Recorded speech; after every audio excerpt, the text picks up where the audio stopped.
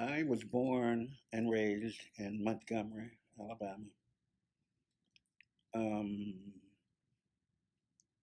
I'm asked a lot, how did you get interested in journalism? And I cannot point to a single inspiration other than I wanted to be a writer. And for some reason, I always wanted to be a writer. Where it came from, I don't know, but I started writing and I started a paper in our high school. Um, and graduating from Carver High in Montgomery, Alabama, I couldn't go to the University of Alabama or Auburn to major in journalism. So I went to Alabama State for a year. That was the local Alabama State College then. In fact, the, the long name was Alabama State College for Negroes, was the name of it. And after a year there, fortunately, my father had gotten a job. He was a carpenter, and he got a job in Cleveland, building the white suburbs around Cleveland. And I went up after that first year to join him. And so for a year or so, I was not in school, and I was drafted, which was the best thing that happened at that young age. I was drafted at 20, and I went to the Army for 2 years. And what year was this? 53 to 55. And it was a great experience, terrific experience. For some reason, but two things. I had never fired a gun in my life, but they gave me a rifle in training, and I was a perfect marksman for some reason. I just had a sharp eye. But another thing I did, I was good at Morse code. Listening to that stuff all day, beep, beep, beep, beep, beep, beep, beep, beep. And so I went. They sent me to radio school, and then they sent me to France. I spent most of my army life in France, which was a great move, a fantastic. Introduced me to Europe, to France, and Western to Spain. I went to Spain for the first time, and it changed my entire life. So when I came back out of military, I entered Ohio with my family. The entire family was in Cleveland by then. I entered Ohio State, majoring in journalism. Um, I worked on the school paper, the Lantern, the Daily Lantern. I became the sports editor in my senior year, and upon in my senior year, looking for work, I wrote to 50 newspapers across the country, daily papers across the country. I spent most of my last semester, a quarter actually, writing letters to 50 papers, and I heard from two rejection letters from the Charleston, West Virginia Gazette and the Pittsburgh Post Gazette. So I took a job with the Baltimore Afro American, and it was disappointing to say the least. They put me on what was called the national desk, which entailed uh, 5 or 6 guys sitting around the desk, and the editor would hand you a clipping of a bundle of clips from different papers across the country, and ask for 5 paragraphs here, 6, 10 paragraphs, rewrite to go to the Afro. Well, okay, I did that, but the worst thing I did was they had me making up letters to the editor, um, and I found that horrible. Uh, the editor again said, give me 3 letters on this topic," and you'd sit there, type up, "Dear editor, that you that was a great job. That was a dynamite story you guys did on blah blah blah," and I'd make up a name, Joe Schmo from Henderson, North Carolina, and this went on through the summer after I graduated, and I couldn't take it anymore. I quit, and I went back to Cleveland, where I drove the cab for a year from late '58 until into summer '59, 1959, when I got a call from the Atlanta Daily World. C.A. Scott, the editor-publisher, wrote and asked if I were still interested in coming to Atlanta. Well, I had written the World in all of my previous writings and looking for a job, and I packed my bags and my wife and month-old son and drove to Atlanta and started working for the Atlanta Daily World. This was in September 1959. And now, of course, we know it's history now that the civil rights movement started on February 1st, 1960. It was just my luck to be in Atlanta when the movement started. When, Yes, when you were in Baltimore, this is after the bus boycott, and Montgomery, certainly yeah, after Little Rock. yes. Was there any interest in your paper of those events? Did Only, your editor want you to assign anybody to cover them? no, Was there any interest in them at all? no, they covered it by using the Y services. That they were not interested in pushing or promoting or giving any good publicity to the movement whatsoever. When I got to Atlanta, another thing they had me doing was subbing for the editor and his mother on a committee in Atlanta. He was a part of a committee of black leaders, the top black leaders in town, consisting of a bunch of conservative guys, and they would have a weekly lunch. And a lot of times, C.A. Scott, the editor, couldn't attend the meetings, nor his mother, so they would send the lowest ranking reporter, the newest kid in town, which was me. And so I would go and meet with these guys, and I'm the youngest thing, the newest thing in town at these luncheons, weekly luncheons. Um, and it consisted of talking about mainly, for my purpose, on how they were going to, when the movement started, how they were going to control the students, to keep the students from screwing up their thing. That is, they were the leaders, and they were the black leaders. They ran Atlanta, and they didn't want any youngsters coming in messing it up. And that was how the meetings went. So that was my introduction to the black establishment in Atlanta, which I wasn't impressed by. And they were against the movement. Again, they were against the movement because the movement was a threat to their power. They, in fact, would sometimes say that, tell kids, if you have any problems, bring them to me, and I'll take it up with the white folks. Mm-hmm. That was the attitude, and that's the way the tone of the meetings that I went to. What's the response of C.A. Scott and others in that world? Here's what happened. That's why I like that. Yeah. Good point. What happened was they saw this as a threat, and the Atlanta students were organizing. From February 1st, as the movement spread across the South, these guys, that weekly meeting, that luncheon meeting I went to, their calling was to prevent that from happening in Atlanta. They did everything they could to squelch. They talked to the college presidents, said, keep a lid on it, don't let those kids demonstrate. We're not going to have that in Atlanta. And so from February 1st through February till the end of March, the first demonstrations in Atlanta, as the kids finally, it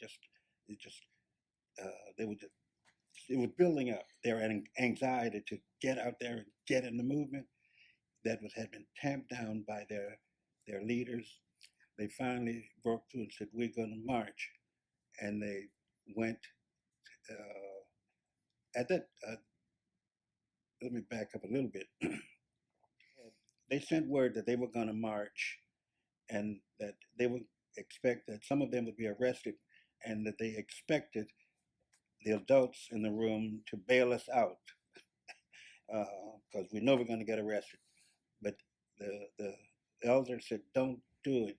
But finally, about March, late March, March 25th or something, they did.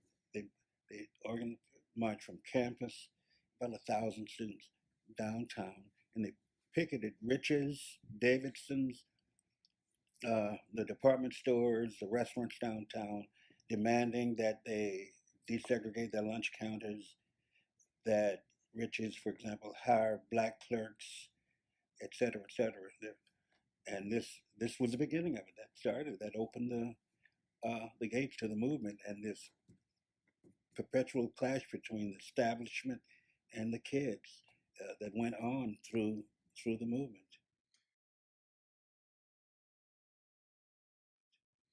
When did you first begin to develop relationships with some of the students over at the Atlanta University Center?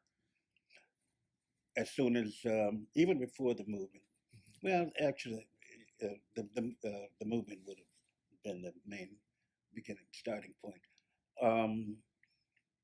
Because I was a journalist and they needed a form of communication, they asked me to help them put together their it was a mimeographed sheet that served as their form of communication and updating and telling, putting the word out, what they were doing.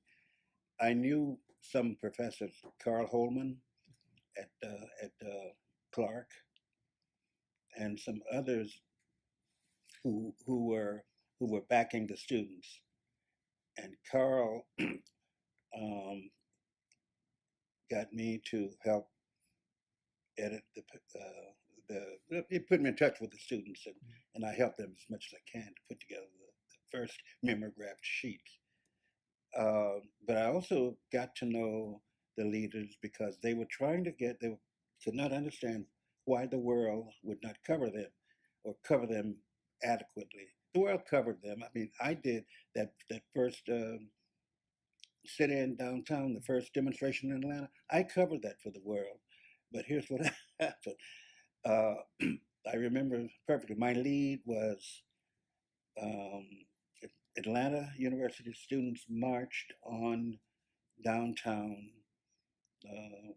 They some 3,000 strong or so marched. They they demanded blah blah blah. Well, C.A. Scott would not print the demands. He said if we printed those demands, our readers would think we supported those demands. And I tried to, Mr. Scott, our readers know the difference between reporting events as they happen and editorializing, but he would not print the demands. This happened every day. I would argue about my story. I'm covering the movement, but he would take out major portions, facts, events that he did not want to print in the paper. And we argued every day, and eventually he fired me. But that was my introduction. I got to meet most of the student leaders by that method, by writing. And do you remember when you first met, let's say, Lonnie King and Julian Bond? Yeah, and they were students. Met them when they were. I would go to their rallies, for example. I would cover. I mean, the paper wouldn't print the stories of their rallies, their meetings.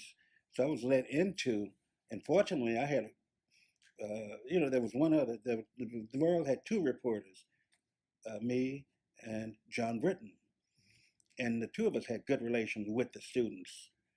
And so they would let us into their meetings and into their rallies, even though we couldn't. They knew why we couldn't write about them, and I got to know all of them in that way at their rallies and meetings, even though I couldn't. Being inside, having inside dope, the world was not going to print it. But the students that hold it against, for example, John Britton and me, they knew that we, as journalists, wanted to write it, wanted to print their versions, but they didn't. They knew who the culprit was. So over at the Atlanta University Center, there's Julian Bond, there's Lonnie King, there's Ben Brown, there's Charles Black, Marion Wright, many other people that Yep. you got to know. Can you talk a little bit about what made those students become leaders? How did they emerge as the face and the voice of the student movement at that time? They were, I think Ben Brown, for example, was president of, he went to Morris Brown.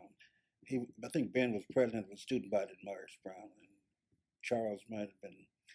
So they were natural leaders anyway, and just rose kind of naturally through the ranks as the top leaders. Lonnie King, Julian Bond.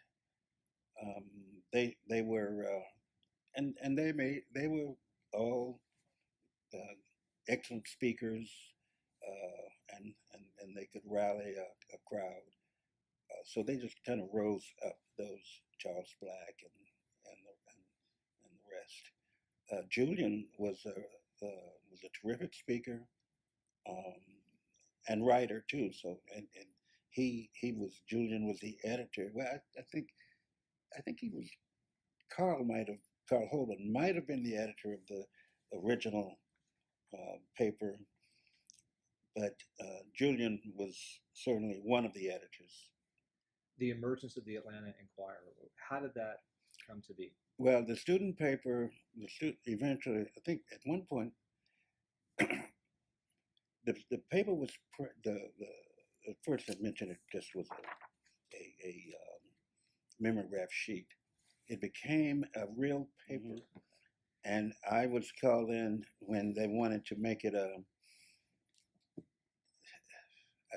real paper.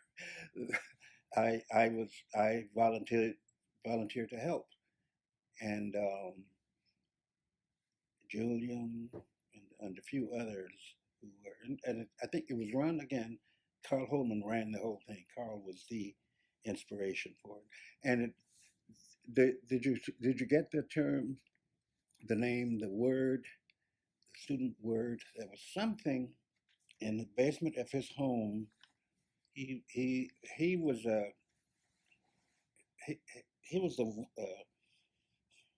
an aspiring printer, and he did work. He printed church programs, etc. I'll think of his name in a second.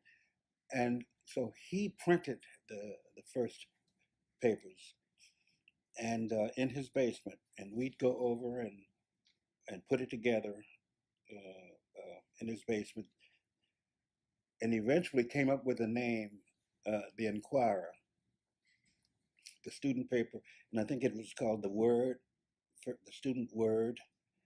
Then it became the Inquirer, and eventually the Inquirer was taken over by professional moneymakers, Jesse Hill and other folks, and that's when it became really the paper, the challenge to the Atlanta Daily World. But it was the alternative to the World, and it began as a student paper, but it evolved and eventually was taken over by adults from the students, and that's where John Britton was there. John Britton was one of the first editors. I did it surreptitiously because I was, in fact, by the time it became the Inquirer, I had left the World. I had been fired.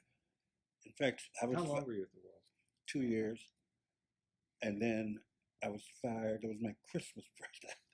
They joke about it. My Christmas gift of 1961 was being fired by C.A. Scott a week before Christmas. I'm out of a job, but I had been looking already because I would, as I mentioned, when I would write stories, he would rip them apart. I wouldn't put in the salient points of the movement, and we would argue every day. And I knew it was coming to a head, and I knew I was going to get fired or I was going to quit. So he fired me first, a week before Christmas. But I had been looking for a job, putting the word out, and had applied at different places. And it just so happened that a judge, Judge Luke Arnold, the chief judge of the municipal court, was running for re-election, and he needed the black vote. And they had never, in the court, had never had a black probation officer. And lo and behold, after CA fired me, I got that job as the first black probation officer at municipal court in Atlanta. And so when I was, my work for the movement, I continued my working for the movement, but again, I had to do it surreptitiously, leave my day job at the court and go and help the students put out the paper. Did anybody ever get wind of what you were doing surreptitiously? In the probation no, officer? they didn't. Because if No, they had they found out what you were doing, what would have happened? I think they would have had an issue. They would have had a problem with it, I think.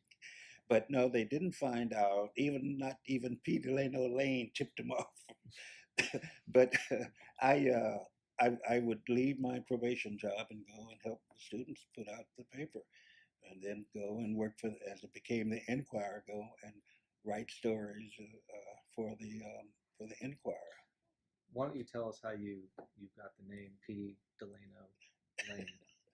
My first major story for the paper, the Enquirer, student paper, was a major story, page 1, and Julian Bond was editing it, and I've turned it in. I'm at home the night before the edition came out, and I get a call from Julian asking me how did I want to be identified, what should my byline be, and I told him that, Julian, look, you're a smart student, you come up with something.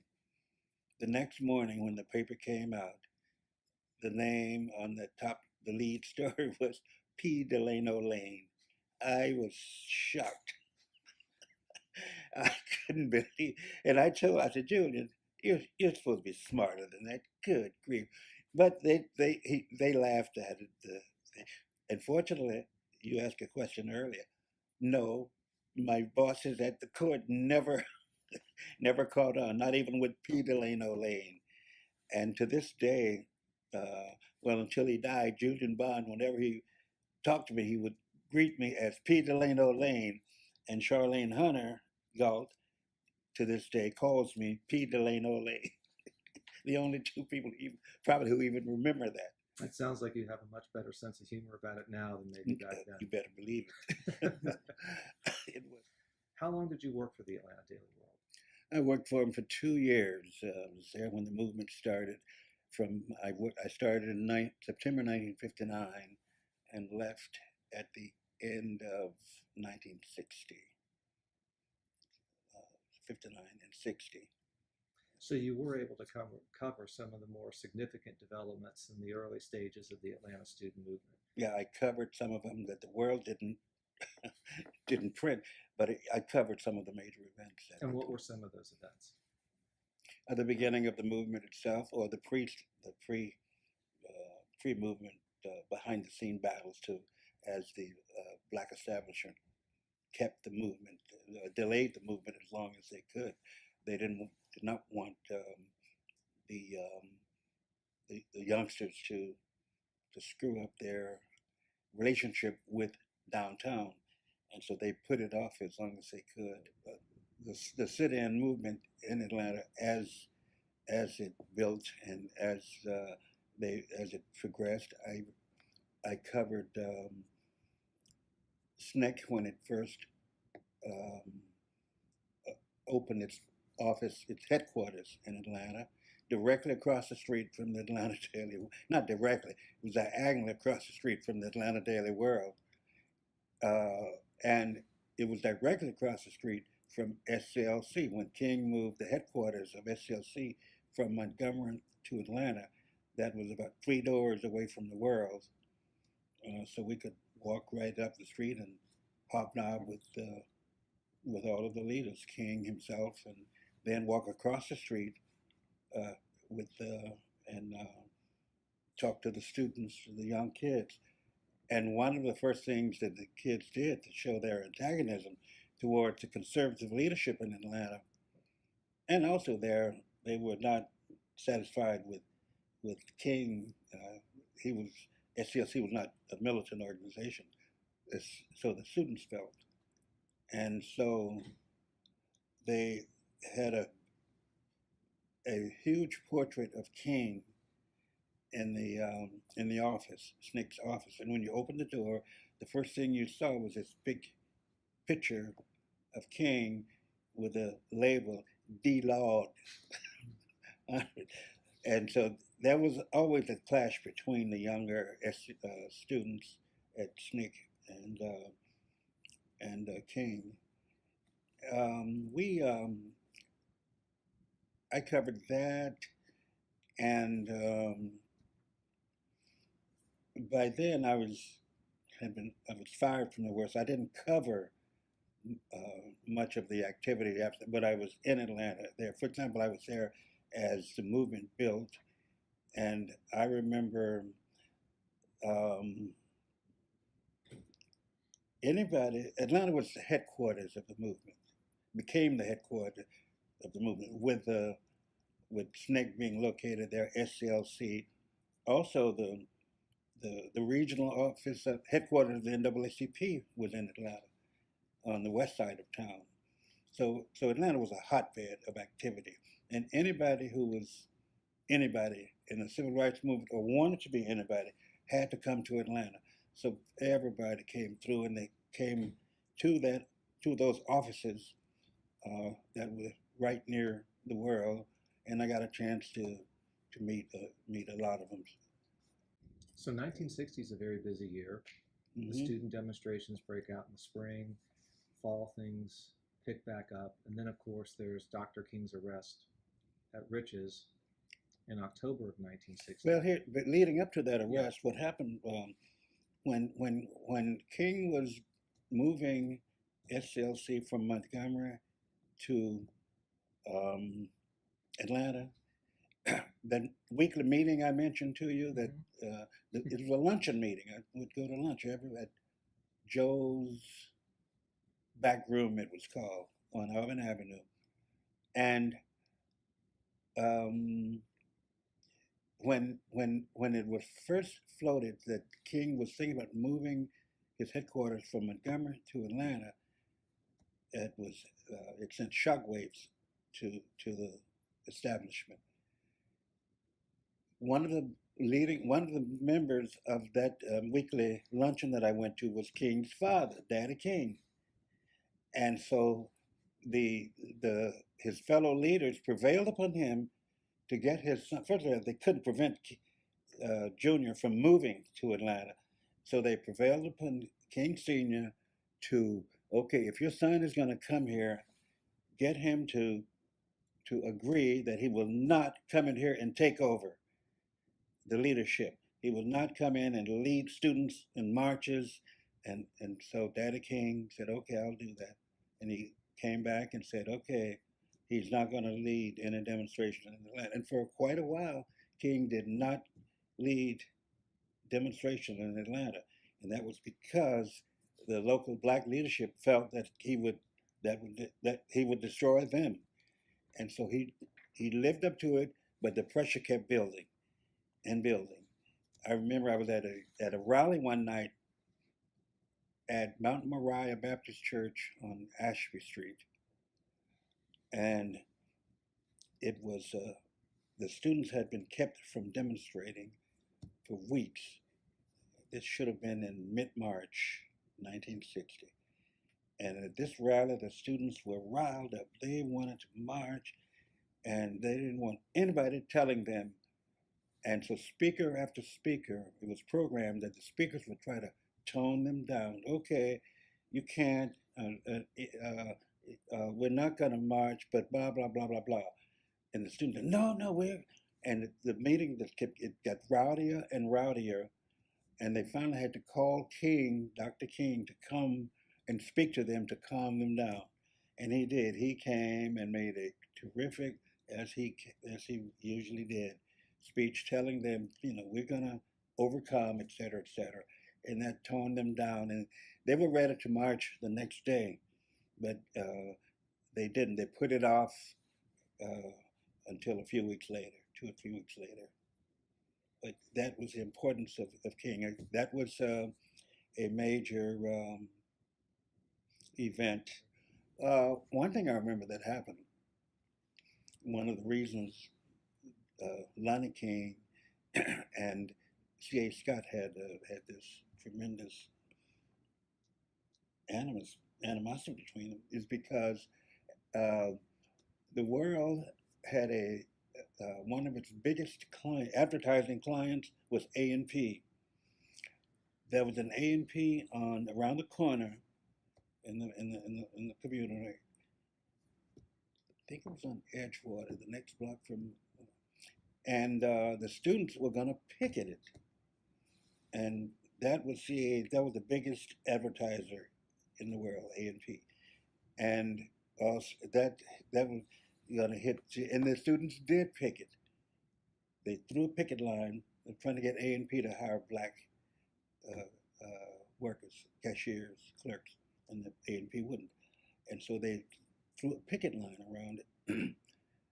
That presented a problem for CA, and at one point, C. Scott told his workers, told all of his employees to cross the picket line, go and shop at that A&P, and his family did, and others, but John Britton, the other reporter, and I, and a few other stragglers, we refused. We were not going to cross that student picket line. But that was between another example of the fight between C.A. Scott and Lonnie King. Was that A&P battle?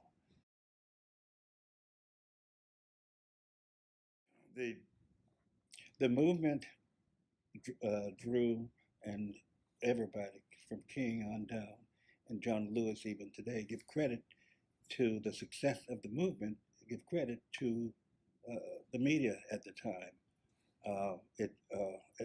Because Atlanta was Atlanta, because of its headquarters, it attracted a lot of national media.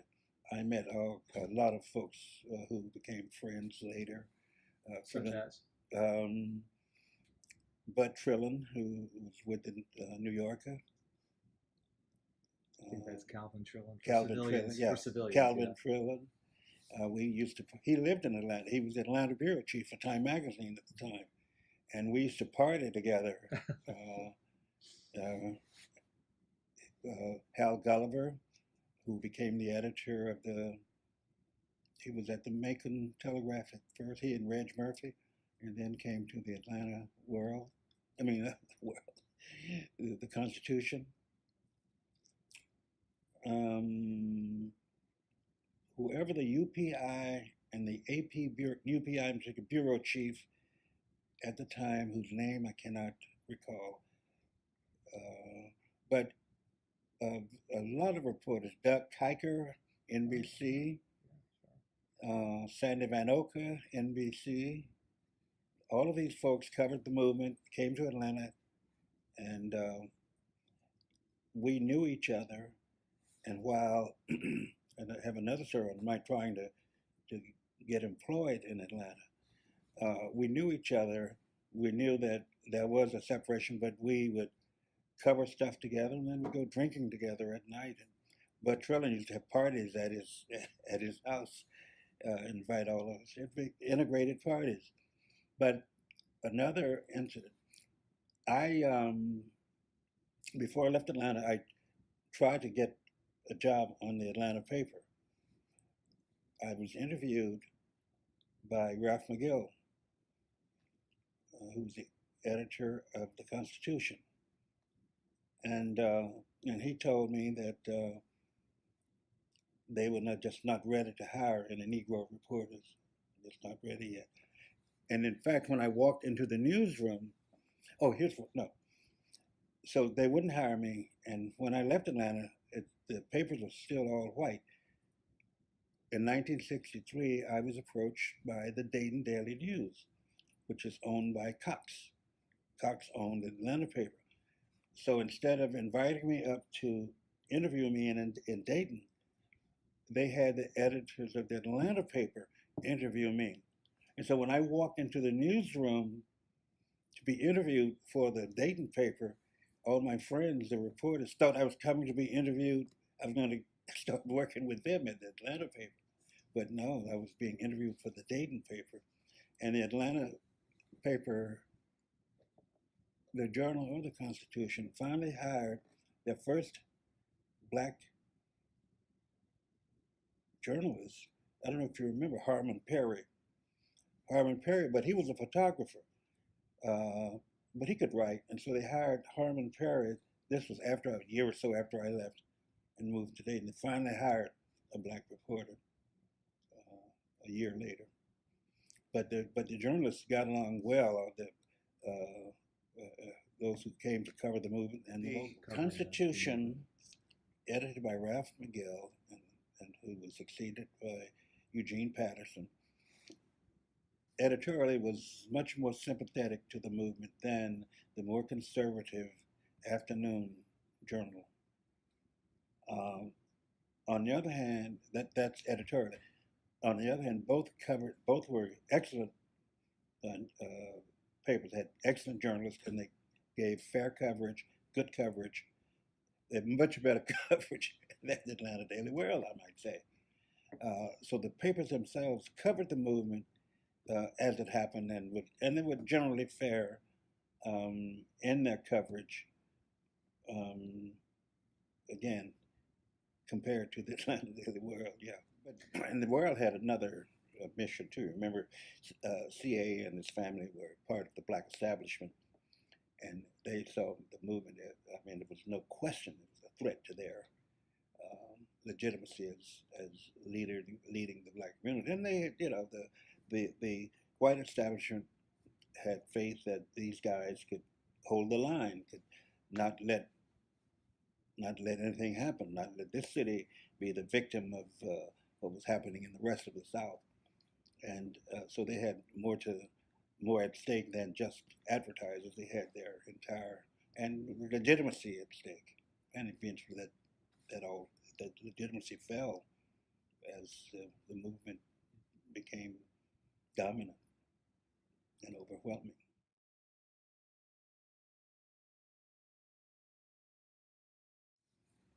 Well, Atlanta leaders, white leaders, the power structure, movers and shakers, could see on the horizon that they could attract money to Atlanta. And they knew that they needed to keep a clean image. The city could not could not tarnish itself like Birmingham and Bull Connor, like New Orleans, like other cities in the South, Montgomery. So they wanted to keep the peace. They did not want the image of police rushing in with billy clubs, beating up black people.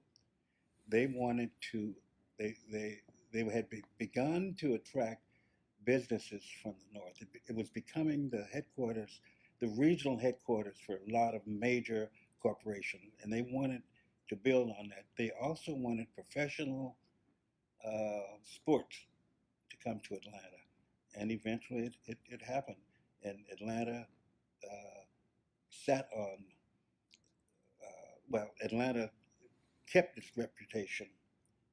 It never became like the other cities in the South. It wouldn't let itself become that, and eventually it attracted it worked. What they wanted to occur happened. How much do you think, or to what extent do you think that King's presence in Atlanta required the white power structure to be a little bit less regressive in how it dealt with change?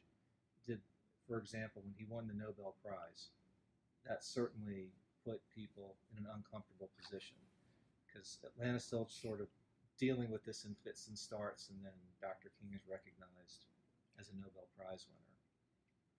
Well, they didn't want King to come to Atlanta in the first place. They thought that he would rile up the youngsters and give Atlanta the image, the reputation that Atlanta did not want. I think that the Nobel Prize, etc., came, helped and turn around the attitude of Atlanta. But now Atlanta did not want the image and was not going to. You remember the picture of King being arrested in Montgomery with his hand behind his back when he was first arrested at demonstrations in Montgomery. Atlanta didn't want that, and even when he was, you remember he went to was it in Macon? He went to Albany. Albany. Right. Yeah, Atlanta didn't want that to happen because they saw the bigger picture, and they would not have their cops beat up students. So they were very image conscious, and that's changed as King, for example, won the Nobel. As King's image became international, I think Atlanta's white establishment slowly came around. The image consciousness, in your view, was a huge factor in how Atlanta chose to manage the movement? Oh, absolutely. Atlanta did not want to have a bad reputation on race. It knew that if it were going to be the hub of corporate America, at least in the South, it could not handle demonstrators the way they were handled in Birmingham and Nashville and New Orleans and Montgomery. They knew, they were smart enough to know that we can't do that and become the city that we want to become. And they didn't let it happen. They had the police chief and the mayor at the time, as you recall. It was Hartsfield. Right. Okay. And it started with Hartsfield. He knew. I mean, leading the establishment, they all knew that if we were going to become the city that Atlanta has become already, they could not allow the movement. They could not treat the movement as the other cities did, and Atlanta didn't. They were very, very conscious of that throughout. When I moved to Atlanta politically, you could say it was divided in threes: 1/3 black, 1/3 white, progressive, liberal, and 1/3 cluster type, led by Lester Maddox. And fortunately, the Pickwick. That was the name of the restaurant, the Pickwick. The 2/3, fortunately, got the two progressive parts got together politically and ruled Atlanta. They kept the 1/3 at bay, the Lester Maddox's, etc. Because the 2/3 knew that if we're going to make Atlanta into a mecca, we can't let the 1/3. Well, they kept the 1/3 at bay, politically, socially, etc. And so they knew exactly what they were doing, and it worked. And yet, in 1965, when Julian Bond runs and wins his state legislative seat, he's not seated. This is the legislature is made up of all those segregations from around the state, right? Where were you when that happened? I had moved. What year was that? 1965. Yeah, I had moved to Dayton. I went to Dayton in 1963. Mm-hmm. So I left Atlanta in '63, and yeah, Julian won after I left. Were you keeping an eye on things? Oh yeah, I would visit Atlanta. Okay. A lot back then. In your view, was the legislature's decision not to seat him initially driven more by race, or the fact that he had come out and opposed the Vietnam War, or was it a combination? It was a combination, but race was definitely I think, the bigger fact. I think the war was just a good excuse to buffet the buttress the racial, to kind of cover the fact that race was, but I think it was purely racial. the white legislators did not want him coming in. So I felt it was race. Do you think that was a bit of a self-inflicted wound after trying to build this image of progressivism? And 65 is the year, I believe, that the agreements were already in place to bring the Falcons and the Braves to Atlanta. So that Atlanta's getting professional sports. That would begin in 1966. And then you have this national story and ultimately a Supreme Court case involving a very well-known person. But I always separated Atlanta from the rest of the state. Okay. In dealing with talk about that a little bit. that, well, in dealing with that, the politics, Atlanta was an island unto itself. It was just totally different from the rest of Georgia. The rest of Georgia was seriously, I mean, was like Birmingham, Montgomery, etc. Did you travel the state much during your time there? Oh, a lot. And I'll tell you when. Please. Do you remember reading about, what was the committee's name? When they were trying to integrate the schools, the Sibley Commission. Do you remember that name? John Sibley was a banker in Atlanta, and the state was under pressure to integrate, and they had the Sibley Commission to go around. He held hearings around the state asking people about integrating the schools. I covered that. The world covered that. They sent me on and so I went with to those hearings, and around the state. It was only in Atlanta where the folks were going to totally accept integration.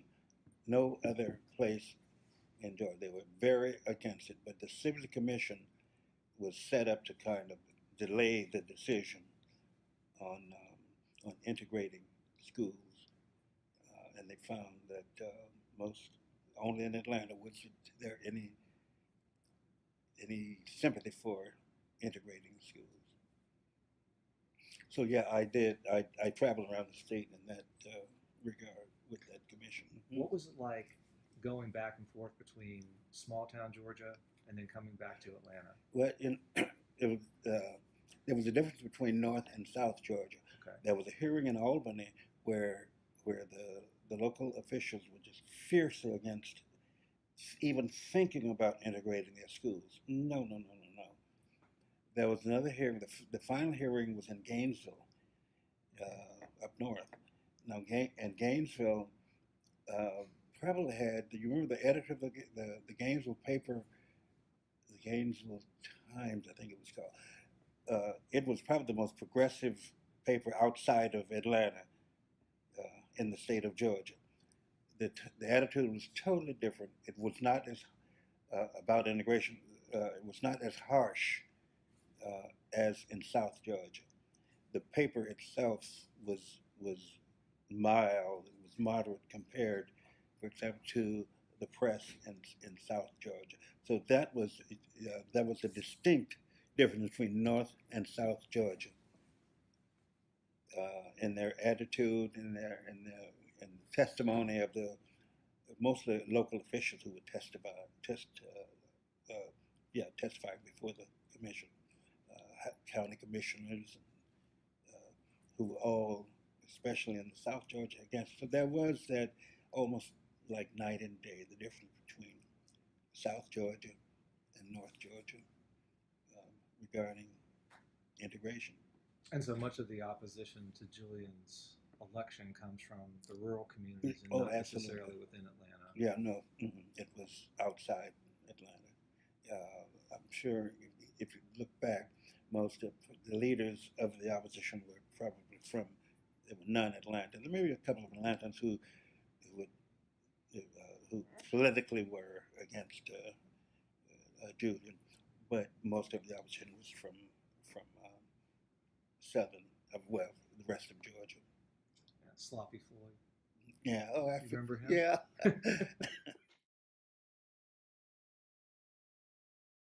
Well, as you can imagine, these were young college students who had never had any dealings with the press, with the media.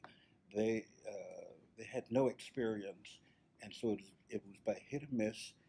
And for the most part, those who spoke on behalf of the movement just kind of emerged out of the masses. The Julian Bonds, the Delaney's, Herschel Sullivan. Um, I can call a lot of other names. They emerged because they were the ones who were smart enough, who were articulate enough to to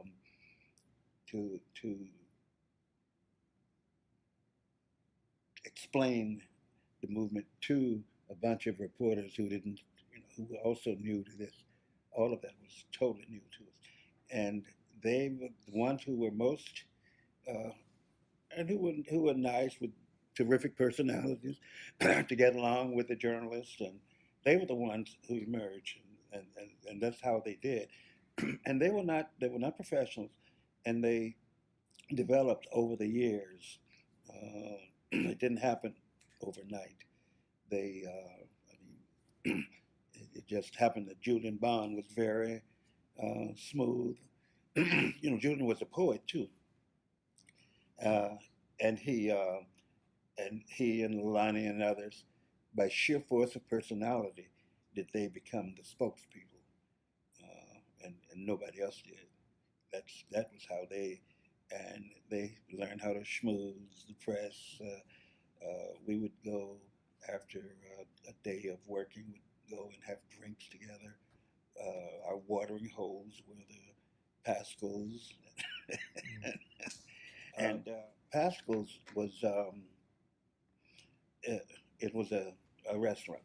And after I became a reporter, even with the New York Times, if I went to Atlanta to cover a story and I needed to interview locals, I would go to sit in Pascal's. I would go for lunch and stay all day because anybody I wanted to interview would eventually show up at Pascal's.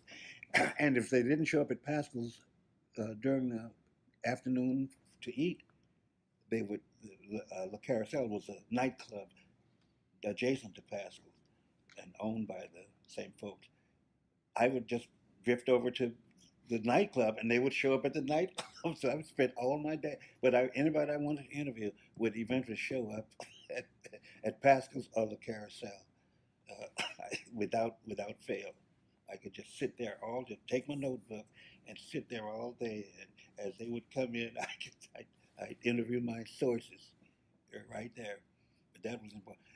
How effective was SNCC's ability? Well, let me think. But how effective were they in helping construct the narrative by simply being forthright and honest with what was going on? That was very important.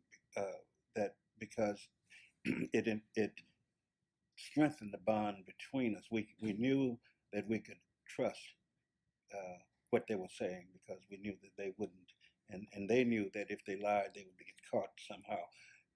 So it strengthened the bond between us. For example, we knew that if we talked to the white racist police chief, he's going to lie about all kinds of things. But we knew that if we talked to the SNCC kids, and I think, and they too, and also there was this. I mean, come on, you guys, you don't, you haven't learned how to yet to be really nasty, and you haven't learned it yet. And so there's an innocence there that they had, and we respected it, and we respected each other, and also they trusted us too. I mean, they could be honest because if they didn't trust us, they couldn't be. They would not tell us. They wouldn't even talk to us. So there was a bond that was there, that we knew that they knew they could rely on us to present their side of of events, and we could rely on their numbers, their facts. So yeah, that was very important, and it worked. How important was the news media in telling the story of the civil rights movement? It was it wouldn't have happened without the news media. It's got to be the northern press. that really was the basis, because the Southern press would have not only, it would have ignored it, totally ignored it, and at the least ignored it, and at the most distorted it. But with Northern reporters coming down, and especially with the networks covering and spreading the word across the country, even internationally, that was extremely important. I'm sure that in a lot of demonstrations, even where where where demonstrators were killed, beaten and killed, it would have been worse if the media hadn't been there, or if the bad guys didn't know the media was coming. Things would have been much worse, and I think the movie would have been a failure had the media not been as prevalent and open and honest as it was. And again, it was dependent on, especially the Northern press coming in and driving, pushing a lot of the Southern press to change. A lot of the, I guess by the fact that we rubbed elbows with each other daily at these demonstrations, we got to know the reporter on the scene, and the reporter on the scene, hopefully, I think, did shape the coverage that even their papers that were maybe anti movement would at least be fair and open. And it formed a lot of bonds lasting bonds between a lot of us. I met folks who I'm still friends with, from reporters and movement activists. I still like Lonnie King. I didn't know Lonnie had died, but he came last year and we had lunch together. Until Julian died, we were close, you know, and Charlie Cobb and others. I still see and talk to. Judy Richardson. I haven't seen Judy in some time. There's a whole slew of them that we just they were good people, and they were sincere in what they were doing, and we were sincere in our as journalists. A lot of the great journalists came out of the movement. So the movement couldn't have done it without couldn't have succeeded without good journalism. Who were some of the people who emerged from that era and went on to become very well known, either in print or in broadcast? Well, John Lewis, of course. John and I were very good friends. Julian, Hal Gulliver and I were friends. Hal was at the Macon Telegraph and the Atlanta paper. And from the movement, as you mentioned, Ben Brown, Judy Richardson, still in touch with. And Atlanta was an attraction for journalists too. Some of the big names started and started their careers in Atlanta. Or if they didn't start in Atlanta, they honed their professions in Atlanta. A lot of the, including and Dan didn't. I don't think Dan was based in Atlanta, but there were a lot of others who came. What's his name? Who died was well, as I mentioned, Doug Kiker started. It was at the Atlanta Journal covering the movement. I left Atlanta in August of 1963, and a month later, September, that's when the 4 girls were killed in the Birmingham thing. I think that was a major incident. That, and then SNCC had Mississippi Summer. That was the next year, 1964. Remember, they set up their training at Miami University in Oxford, Ohio. That's right below Dayton. And I went down and covered their training session. Well, the training session was set up to teach these northern kids, mostly northerners, who were going to go south and demonstrate during the summer. Demonstrate meaning not really demonstrate, but to register voters, which the Southerners considered an act of war. And they were teaching these kids, and I covered them for about 3 days and wrote stories for the Day and Daily News. They teaching kids how to, if you're how to go limp, if the cop's going to arrest you, just go limp. How to protect yourself if the cop's going to beat you over the head with a baton, how you would cover yourself. This went on for a few days, and then they headed south to Mississippi summer 1964, and that's from that.